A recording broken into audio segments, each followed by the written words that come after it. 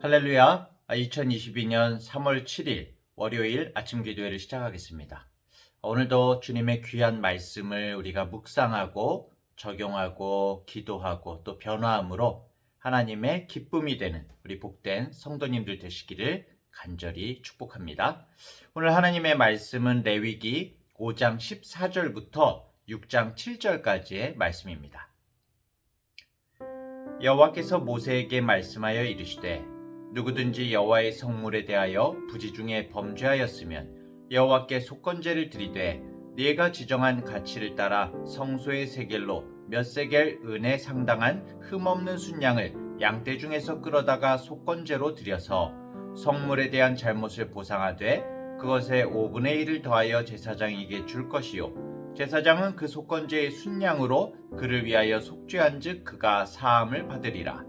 만일 누구든지 여호와의 계명 중 하나를 부지 중에 범하여도 허물이라 벌을 당할 것이니 그는 네가 지정한 가치대로 양떼 중 흠없는 순양을 속건제물로 제사장에게로 가져갈 것이요 제사장은 그가 부지 중에 범죄한 허물을 위하여 속죄한즉 그가 사함을 받으리라. 이는 속건제니 그가 여호와 앞에 참으로 잘못을 저질렀음이니라.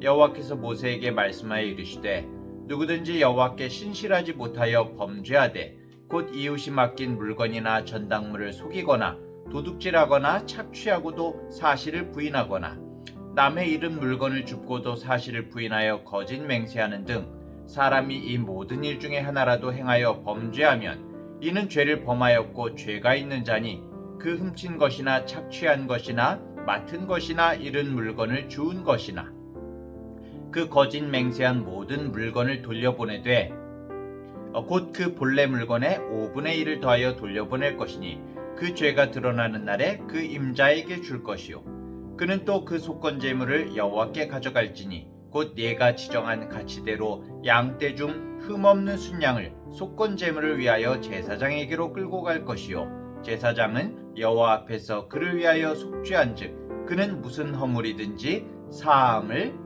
받으리라. 아멘. 오늘 우리가 살필 구절은 레위기의 제사 중에서 속건제에 관련된 부분입니다. 이 앞 4장에서 우리는 속죄제를 다뤘었죠.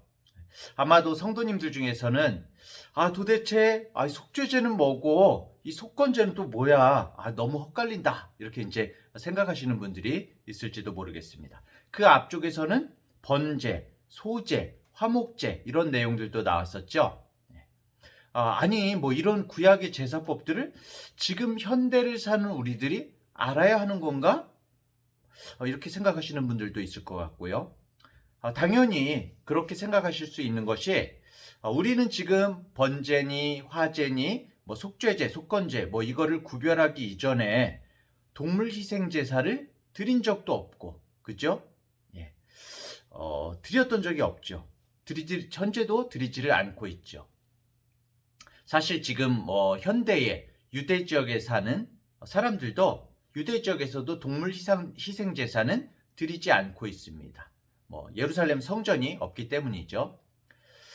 당연히 이 구약의 제사법이라는 것이 우리에게 확 다가오지를 않습니다.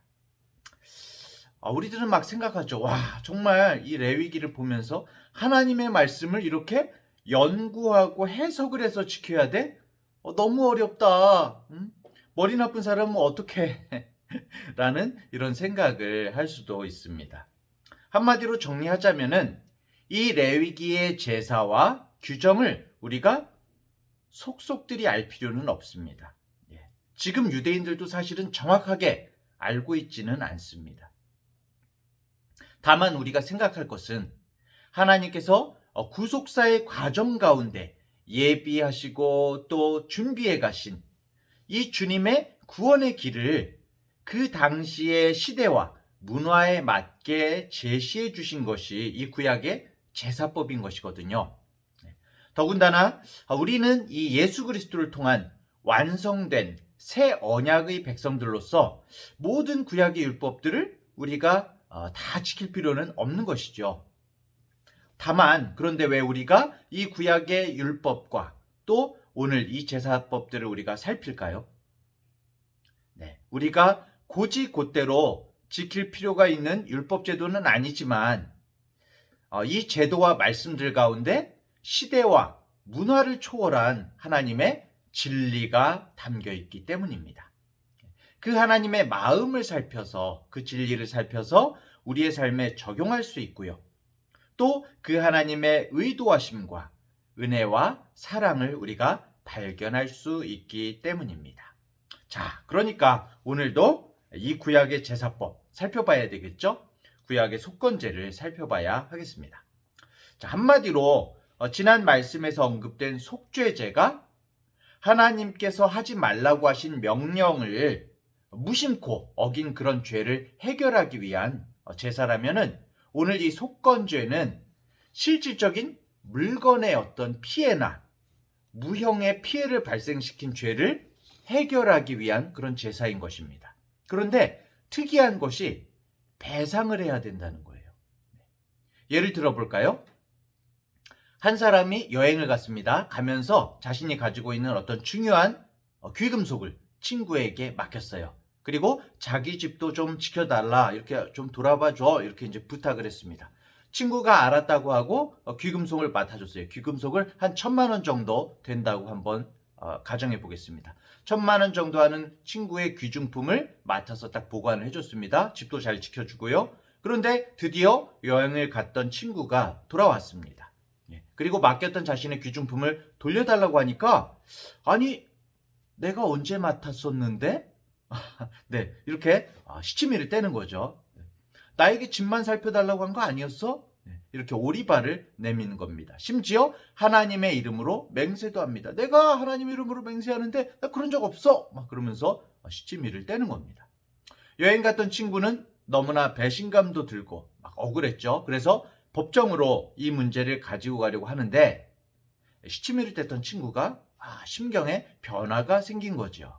그래서 다시 친구를 찾아와서 자신의 범행을 인정을 합니다. 죄를 자백합니다. 자, 그런데 이런 경우에 그래 네가 그렇게 생각을 바꿨구나. 그래 우리 없었던 일로 하고 막 이렇게 하면 좋겠는데 이 경우에 이게 그냥 끝날 수 없다는 거예요. 율법으로는 자수하고 그냥 물건을 돌려주는 것으로 그칠 문제가 아니라는 거죠. 남의 물건을 가로채려고 했고 나아가서 하나님의 이름으로 거짓 맹세를 했거든요. 이게 진짜 큰 부분입니다. 하나님의 이름으로 거짓 맹세를 함으로써 중대한 범죄를 저지른 것입니다. 이 경우에 속건제 제물을 드리는 경우가 되는데요. 거짓말했던 친구는 속건제 규정을 따라서 원금이 얼마였죠? 그 값어치가 귀금속 값어치가 1,000만 원이었죠. 1,000만 원 값어치 물건에 대한 5분의 1, 20%를 더해서 갚아주어야 했습니다. 그러니까 200만 원을 덧붙여서 친구에게 돌려줘야 하는 것이죠. 그리고 그것으로 끝나지 않고요. 하나님께도 죄가 되었잖아요. 거짓 맹세를 하고 그랬기 때문에 하나님께도 죄가 되었으니까 제물을 드려야 하는 것입니다. 속건제 규정은 이렇게 물질의 배상과 더불어서 속건제를 위한 순양 한 마리를 성전에 바쳐야 한다라고 그렇게 말을 하고 있는 것입니다. 자, 이 속건제를 히브리어로 아샴이라고 하는데요. 이 말 자체가 물질의 배상을 말하고 있습니다. 그래서 사실은 구약성경 여기저기에서 물질적인 배상에 관계되는 어떤 다양한 제물들이 사실은 무조건적으로 속건제로 번역이 되고 있습니다. 그래서 어떤 사람들은 이거 속죄제랑 말이 비슷해서 너무 헛갈린다 이렇게 말을 하면서 속건제란 말을 쓰지 말고 뭐 배상제나 이런 말로 바꿔서 번역을 하면 어떤가 이렇게 이제 말하는 의견들도 있습니다. 자, 이 속건제를 좀 더 살펴보면은 속건제가 필요한 것이 뭐라고 그랬죠? 배상을 해야 되는 피해를 입는 것이죠. 피해를 입히는 그런 부분이 하나님께 피해를 입히는 부분, 그리고 사람의 재산에 대해서 피해를 입히는 부분이 있습니다. 특별히 하나님께 대한 죄가 뭘까요? 하나님께 뭘 피해를 우리가 입힐 수가 있을까요? 레위기 6장 2절에 보면 여호와께 신실하지 못하여라는 그런 표현이 나오죠. 아마도 하나님 앞에 재산상의 피해를 입히는 어떤 행위들로서 뭐 11조나 성전에 바쳐질 성물을 자신이 잘못 유용하는 그런 죄들을 말하고 있는 것 같습니다. 그것이 여호와에 대한 믿음의 위반이라는 것이죠. 하지만 이 속건제는 전제가 있죠. 고의성이 없이 무심코 위반한 경우에 속건제를 낼 수 있다. 속건제 제물을 드릴 수 있다라고 그렇게 말을 하고 있습니다. 예컨대 레위기 22장 14절에 보면은 사람이 부지 중에 성물을 먹으면 그 성물의 그 5분의 1을 더하여 제사장에게 줄지니라 라고 말하면서요. 그 뒤에 이어지는 15절 16절에 보면은 고의로 성물을 먹으면은 커다란 벌을 받게 된다. 중벌에 처해지게 된다라고 경고를 하고 있습니다. 그리고 또 어떤 것들이 이제 속건제를 드리는 것에 해당이 될까요? 하나님께 짓는 죄, 속건제. 이미 성전에 바쳐진 성물을 유용하거나 하는 경우도 성물 침해죄에 해당할 수가 있겠죠. 그렇기 때문에 속건제의 영역이 될 것 같습니다. 또 어떤 개인의 재산에 대한 속건제물을 드리는 것은 어떤 것이 있을까요? 다른 사람의 재산을 갈취하거나, 아까 제가 예를 든 경우도 조금 이제 들어갔죠. 궁극적으로는 이 죄가 하나님에 대한 믿음의 위반이 되죠. 왜일까요? 바로 여호와의 이름으로, 하나님의 이름으로 거짓 맹세를 했기 때문입니다. 이 유대인들은 주님의, 하나님의 이름으로 맹세를 하곤 했는데, 그렇기 때문에 일반적인 어떤 피해를 입힌 부분에 대해서도 하나님께 맹세를 했기 때문에 하나님 앞에도 죄가 되는 것이죠. 그래서 배상을 하면서 하나님께도 속건 제물을 드리게 되는 것입니다. 이렇게 재산상의 피해를 입힌 사람은 원금의 5분의 1을 더해서 갚고, 그리고 하나님 앞에서 순양 한 마리를 성소에 바쳐야 한다라는 것이 속건제를 아주 간단하게 정의하는 그런 명령인 것입니다. 그런데 여기서 좀 생각해 볼 부분이 있습니다. 솔직히 말하면은 고의가 아닌 범죄가 있을까요? 실수로 범죄한 것은, 이 속건제는 무심코 지은 죄에 대한 것이라고, 고의적으로 지은 것은 안 된다라고 이렇게 나왔잖아요. 근데 실수로 범죄한 것을 발견하는 경우가 많을까요? 아니면 고의적으로 짓는 죄가 많을까요?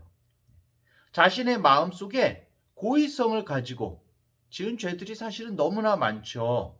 너무나 명확하고 사실은 잘 알 수가 있죠, 우리 스스로가.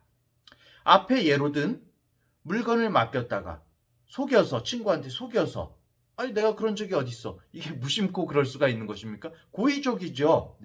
하나님의 이름으로 맹세하면서 사실을 부인했지 않습니까? 이거 고의지요. 또 물건을 속임수로 다 잃어버렸어 라고 말한다든지, 자신이 물건을 맡은 적이 없다고 발뺌하고, 아까 전에 이거 발뺌하는 거 도둑질이죠. 나아가서 이웃에 어떤 압력을 가해서 억지로 뺏거나 착취를 하거나, 또 물건을 주었는데 거짓으로 이거 내가 원래 가지고 있었던 거다, 아니면 내가 노력해서 얻은 거다, 하나님께 맹세하면서 시치밀 때는 그런 경우도 있을 수가 있을 것입니다. 이것이 칼을 든 강도짓은 아니지만은 아주 교묘하게 이웃으로부터 부당한 이익을 취하는 행위인 것이죠. 그리고 아주 고의적인 행위인 것입니다. 또 예를 들어서 임금 착취나 임금을 체불하거나 그런 범죄들도 여기에 들어간다고 할 수가 있겠죠. 자, 이런 행위들은 다분히 고의적입니다. 무심코가 아니죠. 그런데 이상하게도 이 부분에 대해서 속건제를 낼 수 있다고 말씀해 주고 계신 겁니다. 이럴 때 우리는 의문이 생깁니다. 이렇게 고의적으로 사람의 어떤 재산에 입힌 피해를 원금에 불과 5분의 1만 더해서 배상하는 것이 맞나? 생각해 보게 되는 것이죠. 이 속건제는 사실 출애굽기에 나오는 소나 양에 대한 어떤 배상법이 있는데, 그 부분이랑 조금 상충이 되는 부분이 있거든요. 소나 양에 대한 배상법에서는 출애굽기에서 절도죄의 경우에는 원금의 4배 혹은 5배를 갚아야 했습니다. 출애굽기 22장에 보면은 양이나 염소를 한 마리 훔친 것이 발각되면 4마리로 갚아주고, 소 한 마리를 훔친 경우에는 소 5마리로 갚아줘야 됐거든요.